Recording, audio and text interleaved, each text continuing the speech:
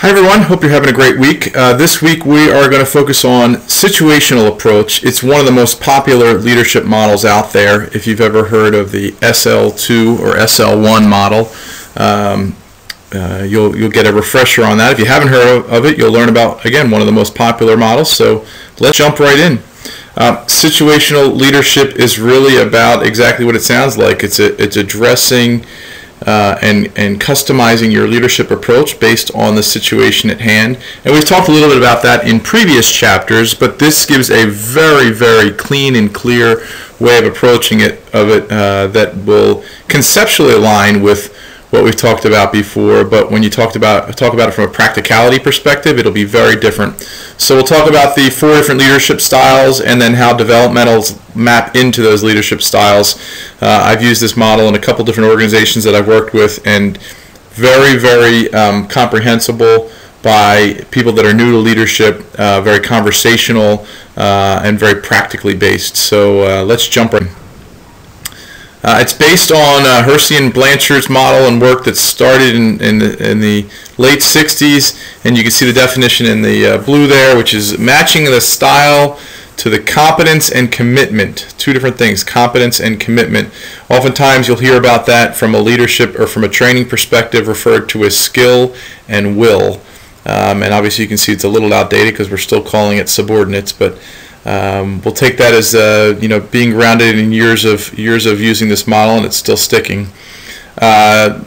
Adaptation is the real key to this, and I think that's where the leadership judgment really comes into play, because you know how it is within your work experience. You can address any situation from a variety of different angles, and even when we talk about it from goal setting and coaching and decision making, we often discuss within the world that I work within that it's very clean and very easy to come to consensus around what the overall target looks like, but to get people to agree on the bullseye and that level of specificity and that pinpointing, it's a different story. So this adaptation is very, very unique in that there's no just add water and stir approach here.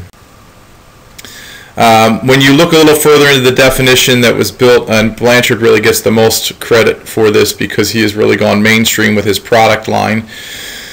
It talks about being directive or supportive, and you can see the direct link back to when we talked about tasks and relationships, and all work boiling down into those 2 phases. So it really gets into patterns of behavior, and the reason was that she was leading me in a directive way, and I was looking to get more support and potentially to work in a lower directive environment.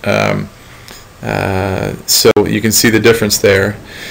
Now supporting gets into highly supportive but low directive, and you can imagine that this is probably better suited for someone that has done this task or has done this job before and really just needs confidence or the emotional support to be around them. So you can see not focusing totally on the goals, but using really employee engagement and employee morale and employee motivation to spur the fact that person may in fact have inside of them what they think and know can be done, but just may lack the confidence, for example, to get to that point. So you're delegating decision making, but is available to facilitate that problem solving, and it's a nice space to be in. This is probably more times than not where many employees want to be in, is that they know that they can lean on their leader for advice around problem solving, but they know they have some freedom here to do what they need to do their job, and that's really important, I think, in terms of today's environment. People want to differentiate between being swamped and being challenged, and by swamped you could just have way too much work to do, but you could be sitting in that directive space.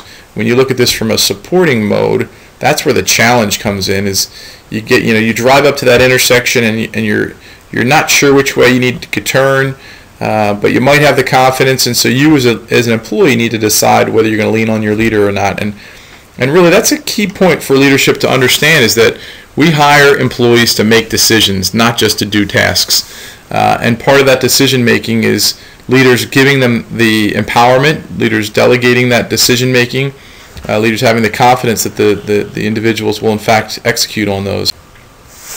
The last one is very hands-off for the leader. It's delegation. It's support, low support, low directive. And the pros of this is that you really do give control up. The con is that you've got to stay engaged. And I know I've talked and interviewed with some different senior leaders over the years about how do they differentiate why they might do this S4, the delegating, as opposed to, let's call it an S3 or an S2.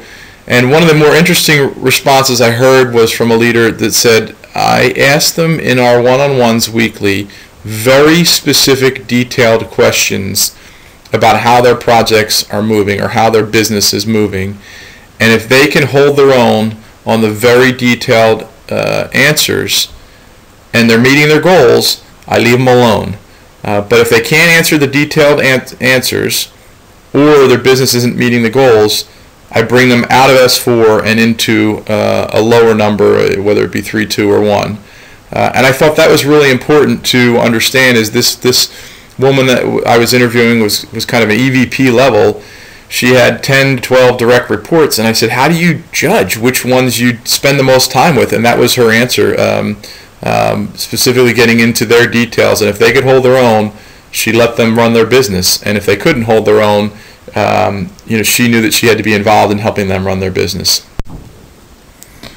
So when you look at this slide, don't be overwhelmed by all the colors and the numbers here, and don't try to overcomplicate thinking about the S1 through 4 and how it maps to the D1 through 4. The S's are really about the situation, and the D's are about development. So if you think about it, you've got these whole two levers around support and directiveness that really focus on the S. For the D, it's all around the competence and the commitment. So how strong, how proficient, how new is this opportunity for this employee? If you put them at a D1, they're brand new either to the tasks, to the job. They just may not have a real opportunity to think about. They haven't done it before, so they have low competence but high commitment, eager beavers, so to speak. D2s are really focused on some competence and low commitment, and then you can see that from there it shifts. So you think about it, when you're working with team members, if they have a high level of commitment, depending on the situation, there's pros and cons of using a directive modality with them. If you have a highly committed employee and you're always directed to them, just like the story I told you about me early in my career, it frustrates an employee that they can't have a say or a decision, or their thoughts don't count, that they're basically just asked to execute. But if you have someone that has a high level of commitment and maybe is fearing the risk associated with a decision, or there's a huge sense of urgency, there might be an opportunity to be more supportive with that individual. So basically what the model does is it takes the situation and holds it up against the competence and commitment, and allows you to assess a situation based on that. Because if you have different situations, you can't just assess it based on the situation, which is the task. You also have to assess it based on the person, which is the whole other side of the leadership equation. So let's talk a little bit more about this, in terms of application. The situational approach, it allows, an important point here on the top left, it allows team members to vacillate along the development continuum from day to day, from task to task, from week to week. So it's not like someone is always in that D1 mode for their entire first year of their new job. It could be, that they've sold widgets before, but they've never sold them to businesses. They sold them to consumers. It could be that they've always answered phone calls before, but they answered phone calls on topic A, not on topic B. So depending upon if they were answering on the phone a troubleshooting question that's technical around the the product that they're servicing, they'd struggle with that. But if it was more about resolving a frustrated customer that thinks that they're paying too much for their product, they'd probably feel more comfortable with that. So it takes all of those things in and it assesses their development position, as you can see in the bottom left, and then it adapts the leadership style to match their development level. Again, don't focus on memorizing this, but think about all the levers that you can push and pull based on the situation you're dealing with from a task perspective and the person you're dealing with from a relationship perspective. How does a situational leadership approach work? You can see the first task is really to assess and diagnose, and that never goes away, basically because what we were talking about on the last slide. If you change the task or change the complexity of the task, or the person's skill set changes relevant to that task, then how you diagnose the situation will in fact have to change. And one of the risks in using this model is that people label and box someone into one mode all the time.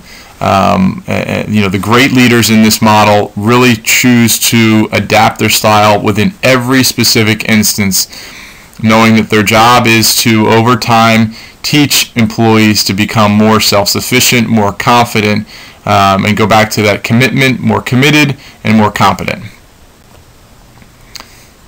So as you look how they map together, there is somewhat of a linear approach between the two, and this probably helps you that are visual in saying, D1s, low competence, high commitment. I don't want to say always, right? I don't want to say always that it always applies to directing, because there's instances where it doesn't apply to directing. Low competence in parts of the task as opposed to all of the task. Which might lead into some competence there where you have coaching that fits more. And coaching might be needed where there's more than just a low commitment as well. Because as you see on the visual that they lay it out here within the text, there is no medium commitment, which is definitely, when you think about, I've worked with a number of coaches through my career, it's the challenge of dealing with people, leaders that manage employees that are inconsistent, that is frustrating. If they're always not committed or they're always committed, that's good, because you know the consistency and the regularity of who they are and what they bring to the table every day. But if you're like, I don't know what kind of Dan I'm going to get today, from a leadership perspective, that becomes complex. And I think you'll see when we do the pros and cons of the model on the back end, that's one of the challenges behind this model. But looking at this slide, you can see that there's a very nice correlation between as you progress through your D's, you progress through the S's, and that people that have the most competence and the most commitment need the least amount of support and least amount of direction. So let's look at the strengths. Marketplace Approval. This is a very popular program. You may have been through a training relative to the SL model. There's a ton of them out there, and it's a huge moneymaker in the training and development industry. It's very practical, as we talked about, and it's very prescriptive. You can kind of get a feel of a little bit of this, if this, then that. And it doesn't, which gets into the weaknesses, it doesn't apply that prescriptive value 100% of. So when you look at the criticisms, you can see that it feeds right back into what we were talking about with the strengths, is that there's no empirical foundation. It is a very, very subjective model, and the pros again are that it is subjective, and you can apply it to different situations, and you can use your judgment. The challenge is that judgment's not really measurable and testable from an academic perspective. They're going to punch holes and really shred this model up. It makes a lot of money, but you're not going to see the basic research support the commitment and competence, because it's so subjective. And relative to that, on the last point, is the replication studies fail to be, you're using your leadership judgment to address each situation differently. Therefore, it's not going to have the if this then that approach, and so the prescriptive nature of just add water and stir doesn't really apply here, but that's also what makes it so practical. So it's a common challenge between, it's great from a street smarts perspective, from book smarts there's a lot of academic questions around it. So Hope you enjoyed the week and the chapter. Look forward to seeing your work. Thanks so much.